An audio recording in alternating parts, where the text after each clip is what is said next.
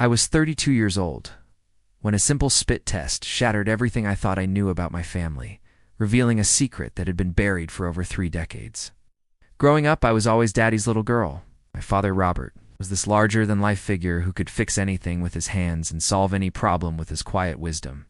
He worked construction for most of his life, coming home every evening with paint-stained overalls and calloused hands that would still be gentle, enough to braid my hair for school the next morning. My parents met when my mom was just 19, working as a waitress at a small diner on the outskirts of town. Dad was 23 then, fresh out of trade school and eager to start his own contracting business. Mom always told me the story with this dreamy look in her eyes. How he'd come in every Tuesday for coffee and pie, always sitting in her section, always leaving generous tips. Even though he was barely scraping by himself, he was persistent. She'd laugh, but never pushy, just consistent. Every Tuesday for 3 months before he finally asked me out. They married quickly, the way people did back in the early 90s. 6 months of dating, a simple courthouse wedding, and then they moved into the small ranch house where I'd spend my entire childhood. Mom said I came along as a surprise 2 years later, and from the moment I arrived, Dad was completely smitten.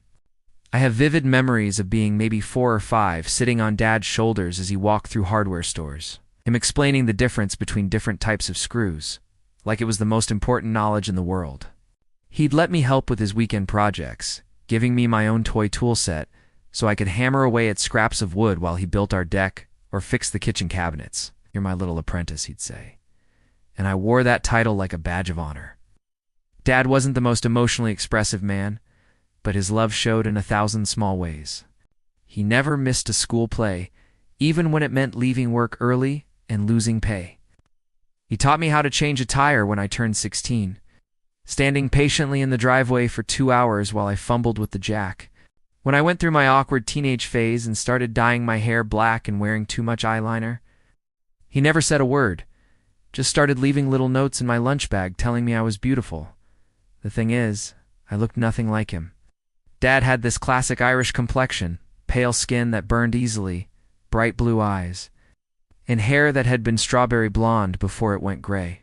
I, on the other hand, had olive skin that tanned beautifully, dark brown eyes, then thick black hair that had natural waves Mom was always jealous of. "You got lucky," Mom would say, when people commented on how different I looked from Dad. "You got my Mediterranean genes from way back." Mom's family had some Italian ancestry a few generations back, so it made sense at the time. Genetics are weird, right? Sometimes kids look nothing like their parents. I also had Dad's work ethic, though, and what I thought was his stubborn streak. When I decided I wanted to go to college, he worked overtime for 2 years to help pay for it, even though his back was already giving him trouble. When I changed my major 3 times, he just shrugged and said, "You'll figure it out, kiddo." I graduated with a degree in marketing and landed a decent job at a mid-sized company about an hour from home. I moved into my own apartment, but came home every Sunday for dinner, a tradition that continued even after I got married at 28. My husband Jake and I had been trying to have kids for about 2 years when Dad was diagnosed with early-onset Alzheimer's at just 58. The doctor said it was aggressive, genetic, the kind that runs in families and hits hard and fast. I remember sitting in that sterile office, holding Mom's hand while the doctor explained what we were looking at, the timeline, the inevitable decline. "The good news," the doctor said, though nothing about any of this felt good, is that this particular genetic variant is well documented. We can test family members to see who might be at risk. That's when the genetic testing conversation first came up. Dad's sister and his father had both died young from what the family had always called dementia, but now we knew it was likely the same genetic variant. The doctor recommended that I get tested, especially since Jake and I were planning to have children. "If you carry the gene," he explained, "there are options: genetic counseling, IVF with genetic screening, other paths to consider." I left that appointment feeling like the ground had shifted underneath me. Not only was I watching my father slowly disappear, but now I had to consider the possibility that the same thing might happen to me, that I might pass this devastating disease on to my future children. My dad took the diagnosis with his typical quiet strength. "We'll deal with what comes," he said, and he meant it. But I could see the fear in Mom's eyes. The way she started watching him extra carefully, looking for signs of the decline that was coming.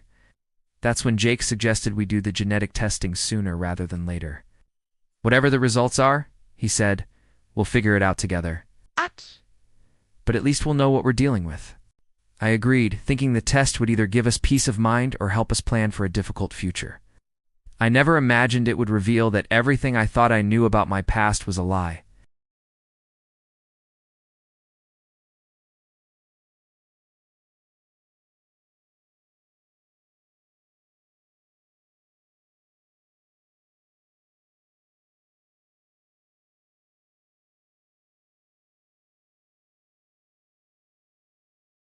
The first sign that something was off came about a month after Dad's diagnosis. When I started researching everything I could about early onset Alzheimer's, I'm the type of person who needs to understand things completely. To read every article and join every support group and arm myself with knowledge, Jake used to joke that I could get a PhD in whatever was currently worrying me. I discovered that the specific genetic variant Dad had been diagnosed with, SIN1, was extremely rare and followed very predictable patterns. Families who carried it typically showed symptoms in their 50s, sometimes 40s, and the progression was remarkably similar across generations. What struck me as I read case study after case study was how the physical characteristics often ran together too. The research mentioned that carriers frequently shared certain facial features, body types, even specific health markers. I started looking at old family photos with new eyes, studying Dad's face, his father's face in the few pictures we had, his sister's features. There was definitely a family resemblance among them, a particular nose shape and eye spacing that seemed to run in the bloodline. I didn't see any of it in myself. I tried to brush off the nagging feeling. Genetics are complicated, I told myself. Just because I didn't look like Dad's side of the family didn't mean anything. But the more I researched, the more a cold knot of anxiety started forming in my stomach. The breaking point came when I attended a support group meeting for families affected by early onset Alzheimer's. There were about 12 people there, and 3 of them were adult children who had tested positive for the PSEN1 variant.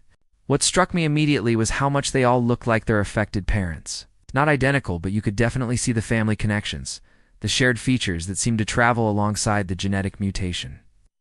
After the meeting, I found myself talking to a woman named Patricia whose father had died from the same variant 2 years earlier. She was maybe 40, with prematurely gray hair and tired eyes. But when she showed me pictures of her dad, the resemblance was unmistakable. The hardest part, she said, was watching him forget who I was. But you know what's strange? Even as he lost his memories, people would comment on how much we looked alike. She's definitely her father's daughter, they'd say, right up until the end. I drove home that night with Patricia's words echoing in my head. When was the last time anyone had said I looked like Dad? I tried to remember, and I honestly couldn't. People always commented on my eyes, my dark hair, how I must get my looks from Mom's side. When I got home, Jake was already in bed reading. I sat down on the edge of the mattress and just stared at him for a moment. "What's wrong?" he asked, setting down his book. "Do you think I look like my dad?" Jake's expression shifted slightly, the way it does when you realize you're walking into a minefield. "Why are you asking? Just answer me." Honestly, he was quiet for a long moment. "You have his work ethic, his determination. The way you scrunch your nose when you're concentrating, that's all him." "That's not what I asked." Another pause. "No," he said quietly. "You don't really look like him. But lots of kids don't look like their parents, you know that." I did know that. But I also knew that the genetic variant that was slowly destroying my father's mind was dominant. Meaning that if he was my biological father, I had a 50% chance of carrying it. And if I carried it, our future children would have the same 50% chance. The next few weeks were torture. I found myself studying Dad's hands compared to mine, the shape of his ears, the way he walked. I looked through every family photo we had, searching for some resemblance I might have missed.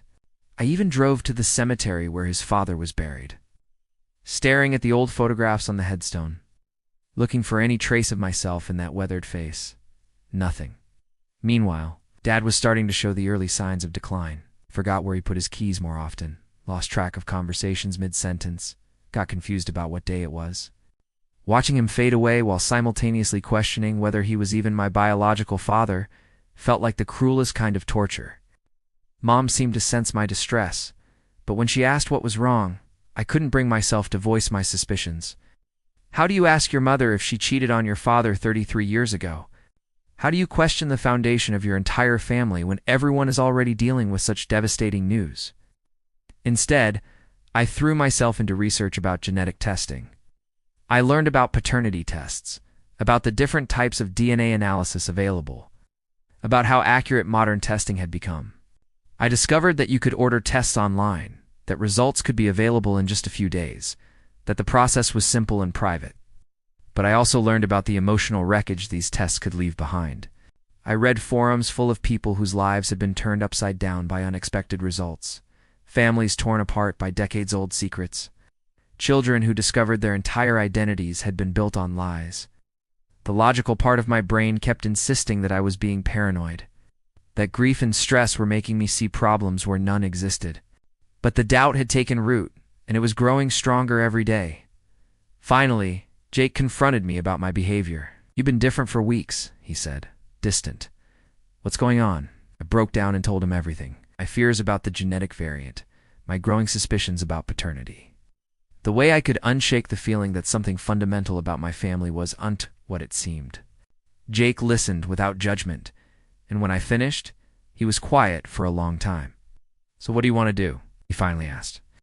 I knew what I wanted to do, even though the thought terrified me. I wanted the truth. The decision to order the DNA test felt both inevitable and impossible at the same time. I must have added the testing kit to my online shopping cart a dozen times over the course of 2 weeks, only to close the browser window before completing the purchase. Each time, I'd tell myself I was being ridiculous, that I was letting stress and grief cloud my judgment. But then I'd see Dad struggling to remember a word he'd used 1,000 times before. Or I'd catch Mom watching him with that heartbroken expression she tried to hide, and the questions would come flooding back. If he wasn't my biological father, then I wasn't at risk for his disease. If he wasn't my biological father, then Jake and I could start trying for a family without the shadow of genetic testing and difficult decisions hanging over us. If he wasn't my biological father, then everything I believed about my life was a lie. The internal debate was exhausting. Some days I'd convince myself that it didn't matter that Dad had raised me and loved me, and that made him my real father, regardless of genetics.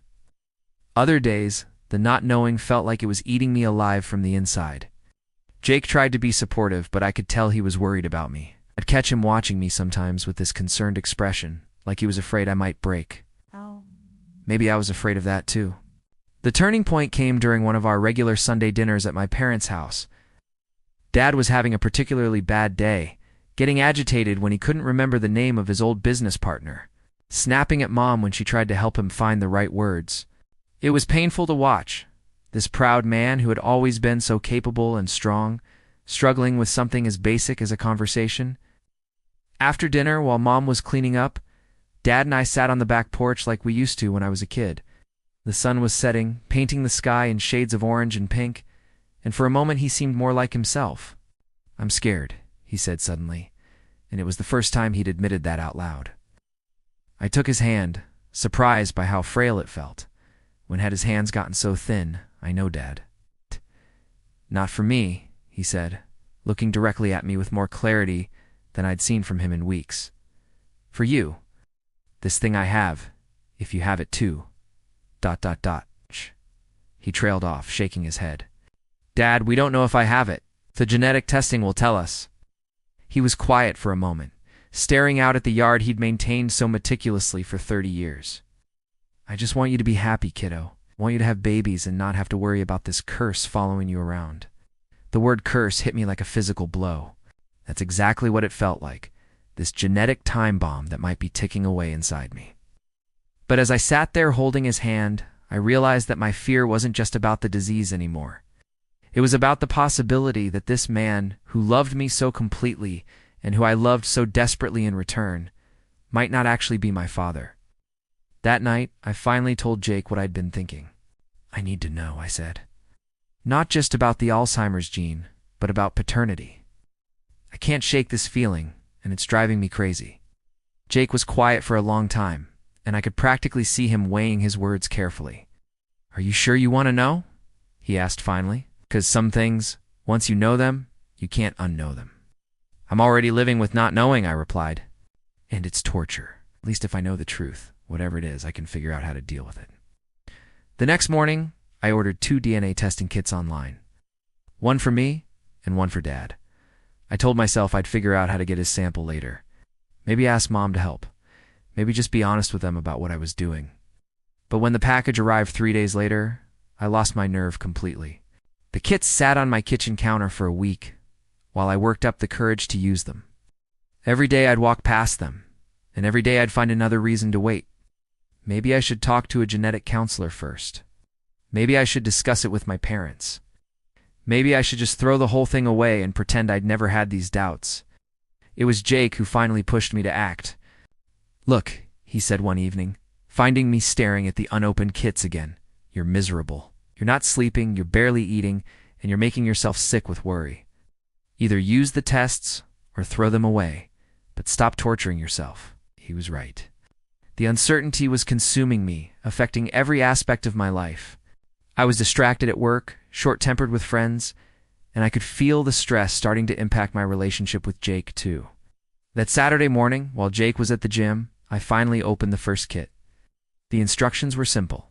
Swab the inside of your cheek, put the sample in the provided tube, mail it back. Easy enough. I completed my sample first, sealing it in the prepaid envelope. Before I could change my mind, the second kit was for Dad, and I knew I'd need help getting his DNA without raising suspicions. I called Mom and asked if I could come over that afternoon to help with some household projects. When I arrived, Dad was napping in his recliner, and Mom was folding laundry in the living room. "Mom," I said, settling down next to her on the couch, "I need to ask you something, and I need you to trust me." She looked up from the towel she was folding, immediately alert to the serious tone in my voice. "I ordered some genetic testing kits for the Alzheimer's gene, but also for some other health markers. I need to get a DNA sample from Dad." The waiting period was absolutely brutal. The testing company said results would be available in 7 to 10 business days, but each day felt like a month. I checked my email obsessively, refreshing my account on the testing website multiple times per hour.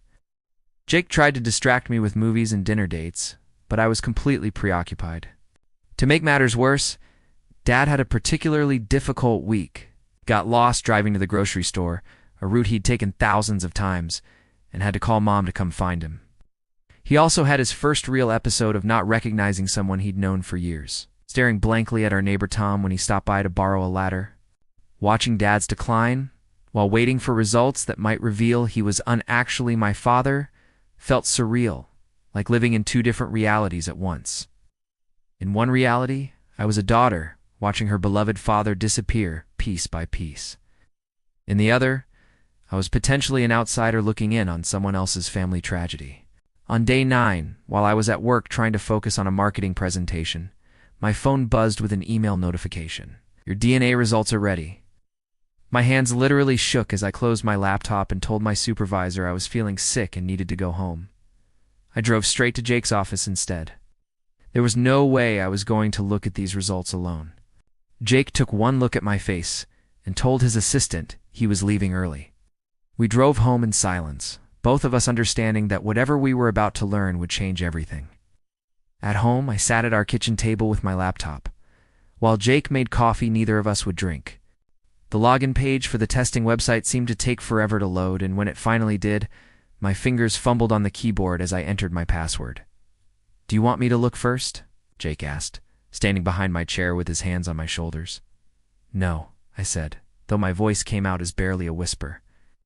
"I need to see it myself." I clicked on the Results tab, and the page loaded slowly. The first section was health information, genetic predispositions to various conditions. I scrolled past that quickly, looking for what I really needed to know. And there it was, in a section labeled Paternity Analysis. The words on the screen seemed to blur together for a moment, and I had to blink several times before they came into focus. Probability of paternity, 0%. The tested male is excluded as the biological father of the tested child. I stared at those words for what felt like hours, though it was probably only seconds. Jake's hands tightened on my shoulders, and I realized he was reading over my shoulder. "Oh, honey," he said softly.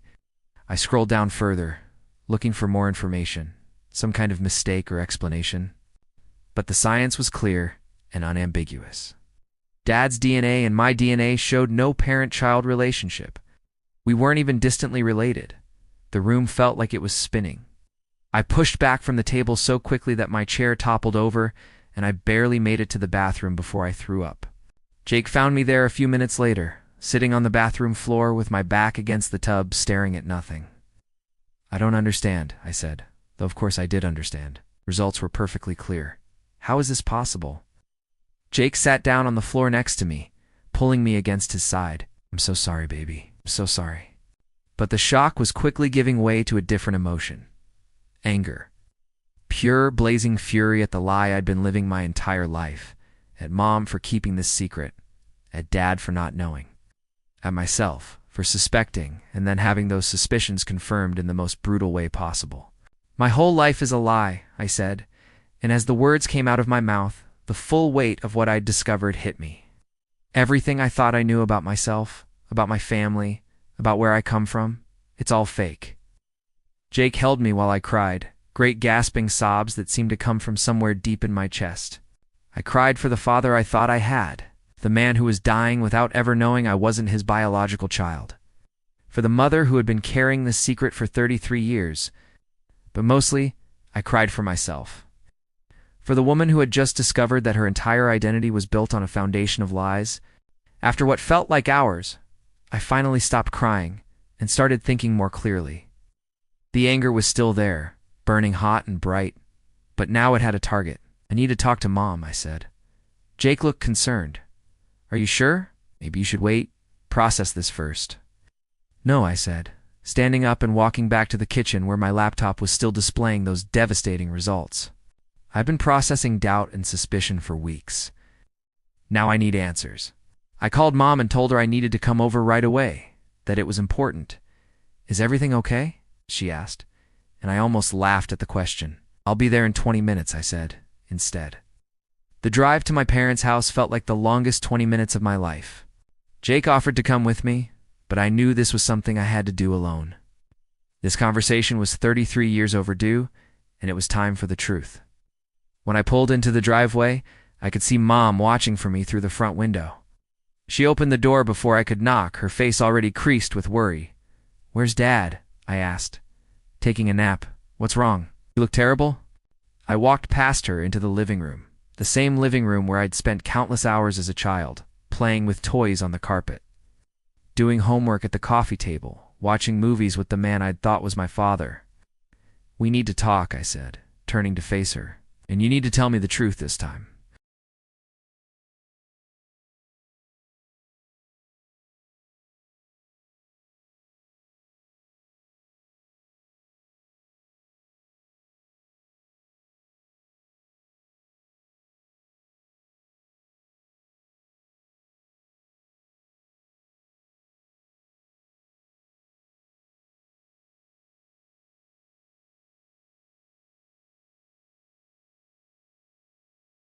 Mom's face went completely white when she saw the printed DNA results in my hand. She sank down onto the couch like her legs had given out, staring at the papers without reaching for them. "God," she whispered. "Oh no, so you know what this is about," I said, my voice colder than I'd ever heard it sound. "You know exactly what this is about." She looked up at me with tears already streaming down her face, and I saw 33 years of guilt written in her expression. "How long have you known?" I asked. She opened her mouth, but no sound came out at first. Finally, in a voice so quiet I had to strain to hear her, she said, "Since the beginning." The admission hit me like a physical blow, even though I'd expected it. "Since the beginning? You mean you've known my entire life that Dad isn't my biological father?" She nodded, burying her face in her hands. "Who is he?" I demanded. "Who is my real father?" Mom was crying harder now, her shoulders shaking. "His name is David Martinez. He was ... He was someone I worked with at the restaurant." David Martinez. I had a father named David Martinez, and I was 33 years old and learning his name for the first time. "Tell me everything," I said, sitting down across from her but keeping my distance. "And don't you dare lie to me again." The story came out in broken pieces between sobs. Mom and Dad had been married for about 2 years, trying unsuccessfully to get pregnant. They'd been to doctors, done tests, and learned that Dad had fertility issues that made conception extremely unlikely, though not impossible. I was devastated, Mom said. We both were.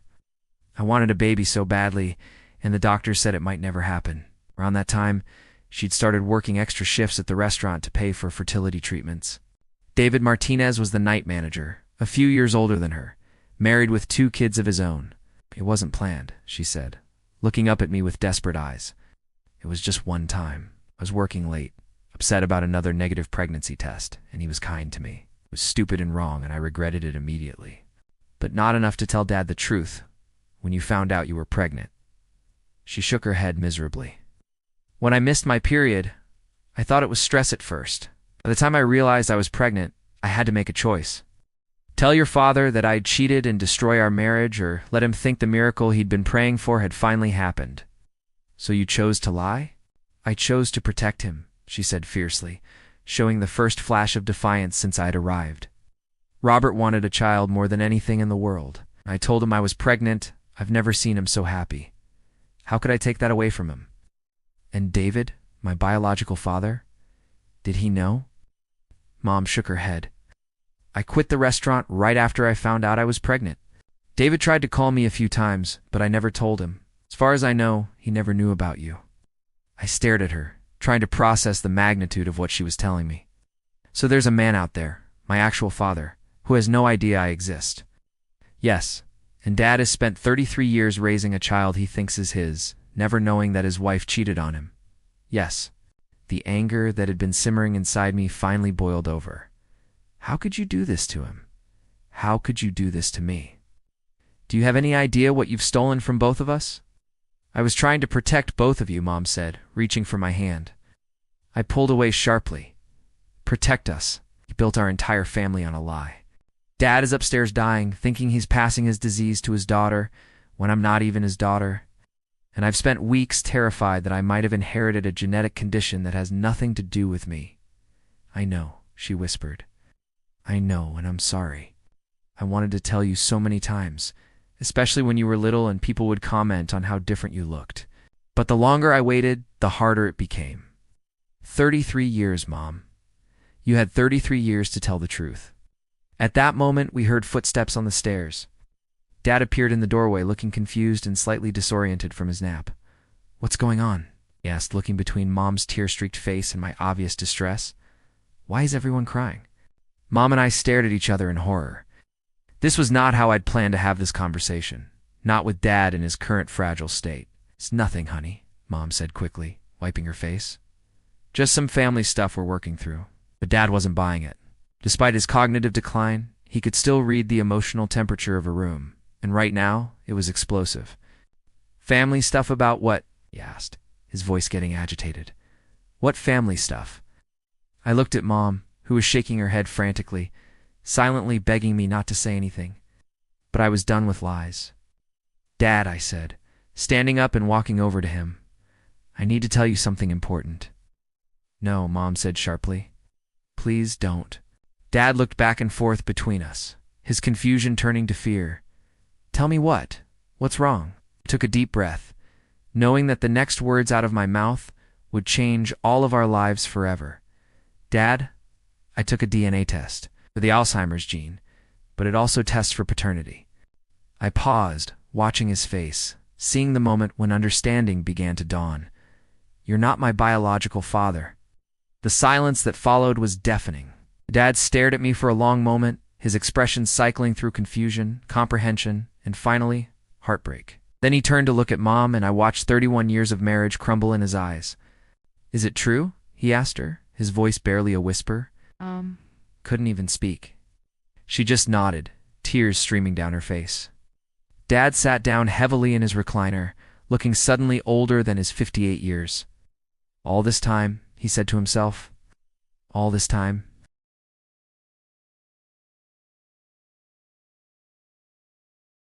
The weeks that followed were the darkest period of my life. Dad moved into the guest bedroom that very night, barely speaking to Mom except when necessary. The man who had always been a pillar of quiet strength seemed to shrink before our eyes, and I couldn't tell if it was the Alzheimer's progressing or if it was heartbreak accelerating his decline. I stopped coming to Sunday dinners. I could barely look at Mom without feeling a combination of rage and grief that threatened to overwhelm me. Jake tried to be supportive, but even he seemed shaken by the magnitude of the deception we'd uncovered. "Maybe you should talk to someone," he suggested one evening after finding me crying in our bedroom for the third time that week. "A therapist or a counselor. This is too much to process alone." He was right. I started seeing a therapist named Dr. Williams who specialized in family trauma. In our first session, I sobbed through the entire story. From my initial suspicions to the devastating revelation to watching my parents' marriage disintegrate in real time. "You've experienced multiple losses all at once," Dr. Williams explained.